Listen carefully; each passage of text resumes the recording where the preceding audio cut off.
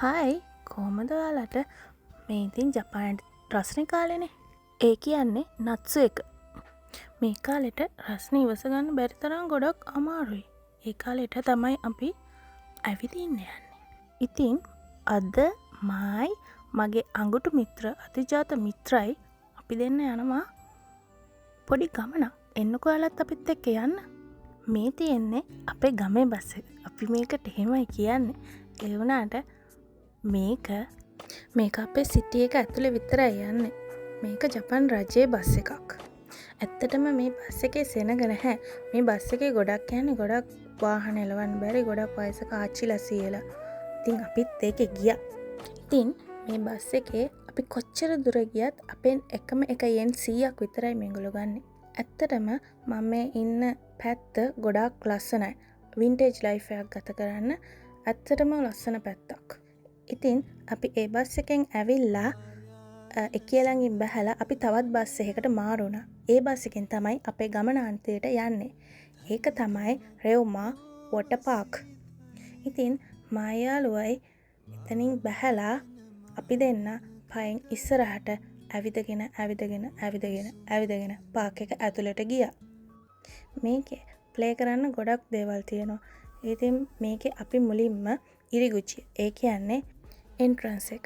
අපි දෙන්න එතනින් ඇතුළට ගියා.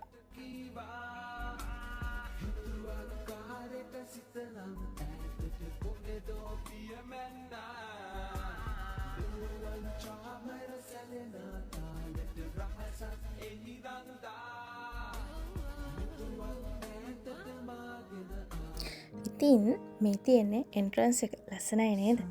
ඉතින් අපි දෙන්න මෙතනින් ඉස්සරහට තවත් ඇවිදගෙන ගියා. මෙතනින් තමයි අපි ටිකට් ගත්තේ. ඔය තියෙන්නේ අපි දෙන්නගේ ටිකට් දෙක.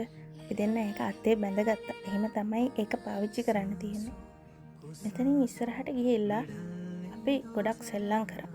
ඒත් මගේ යාළුවා වතුරට බයයි, උඩට බයයි, හයියෙන් පැද්දෙනවට බයයි, වේගෙන් යන්න බයයි. එයා හැම දෙයකටම බයයි. ඒ හින්දා ගොඩක් දේවල් ප්ලේ කරේ මම. මේ තියෙන රෝලර් කෝස්ටර් එක. මේකේ අපි දෙන්න ගියා. හැබැයි මට කලන්ත හැදුනා. මගේ යාළුවා එයා හයියෙන් කෑ ගහ ගියා. ඒකේ ගියාට පස්සේ නම් මට හිතුණා ඒකේ ගිය එක මෝඩ වැඩක් කියලා. මොකද මට ඒකේ ගියාට පස්සේ වමන යන්නත් ආව අනිත් ඒවාත් හරියට ප්ලේ කරගන්න බැරි වුණා. සමහරක් විට රස්නේ ගොඩක් වැඩි නිසාත් වෙන්න ඇති. මේ වෙද්දි රස්නේ සෙල්සියස් අංශක 36ට විතර තිබ්බා.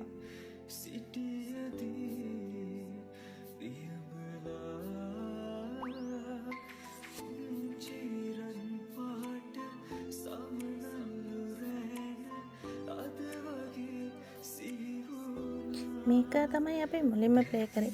මේක නැවක්. මේක දෙපැත්තට හයියෙන් පැද්දෙනවා.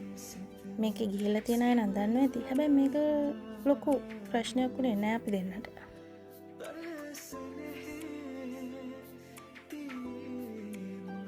මේ තියෙන්නේ මේකේ ගිහින් තමයි කලන්තේ හැදුනේ. ඒ වුණාට මට එවලේ නම් හිතුණා මං ආයෙත් යන්නේ නැහැ කියලා. ඒත් මට දැන් ආයෙ යන්න ආසයි. මේ ඉන්නේ බතලවල මම.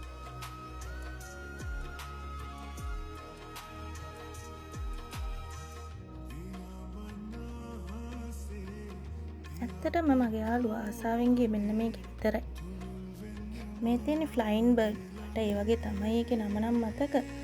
මේකේ මම විතරයි ගියේ මගේ යාළුවා ගියේ නෑ. එයා බයයි. මේක ඇත්තටම උඩ ගිහින් කැරකෙති බය හිතෙනවා. අපි දෙන්න මෙන්න මේ තියෙන හාව පිටෙත් ගියා. ඒකත් හැබැයි ෂෝයි. හැබැයි චූටි බබාලත් එක්ක තමයි ගොඩක් අමල තාත්තලා ඇවිල්ලා හිටියේ. අපි දෙන්නත් පොඩි උන් දෙන්න වගේ එකේ ගිහිල්ලා ප්ලේ කරලා ආවා ඉතින්. මේ වාහනේත් ඉතින් ගොඩක් දුරට එළවන්න චූටි බබාලා. ඒ වුණාට ඉතින් මාත් ගියා. මගේ යාළුවා ඩ්‍රයිවිං දන්නේ නැහැ කියලා ආවේ නැහැ. හැබැයි ඉතින් මටත් ලොකුවට ඩ්‍රයිවිං බෑ. හැබැයි චුට්ටක් පුළුවන්. ඒ හින්දා මාත් ගියා.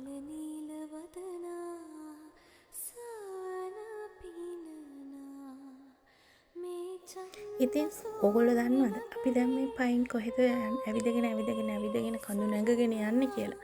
අපි ඉතින් දැන් මේ යන්නේ මේ පාක් එක වටේම හිමින් යන කෝච්චියක් තියෙනවා. ඒක හරිම ලස්සනයි.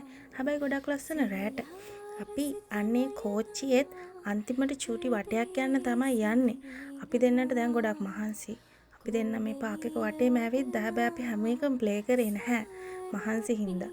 අපි දෙන්න ඒ ට්‍රේන් එකෙත් චුටි රවුමක් ගියා. හැබැයි කිසිම කලබලයක් නැතුව හිමීට ඒ ගමන අපි දෙන්න ගියා. ඇත්තටම මේ ට්‍රේන් එක හරිම කවයිනේ. කවයි කියන්නේ කියුට් නේද? මේක ඉතින් චුටි බබාලාගේ පාක් එකක්නේ.